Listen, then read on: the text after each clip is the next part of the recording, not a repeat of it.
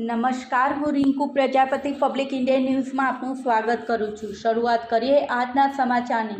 આણંદ ખાતે ચૂંટણીમાં ફરજ બજાવનાર 501 જેટલા મહિલા પોલિંગ ઓફિસરોએ પોસ્ટલ બેલેટથી મતદાન કર્યું।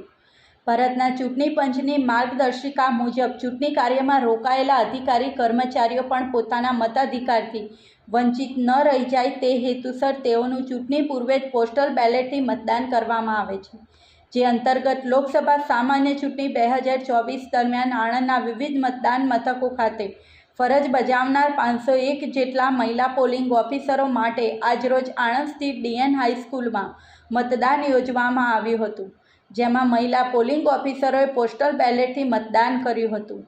આ ઉપરાંત માસ્ટર ટ્રેનર દ્વારા મહિલા પોલિંગ ઓફિસરોને મતદાન મથકો ખાતે બજાવવાની થતી ફરજ અંગે બીજા તબક્કાની તાલીમ પણ આપવામાં આવી હતી। આ સાથે આજના સમાચારને અહીં સમાપ્ત કરીએ છીએ।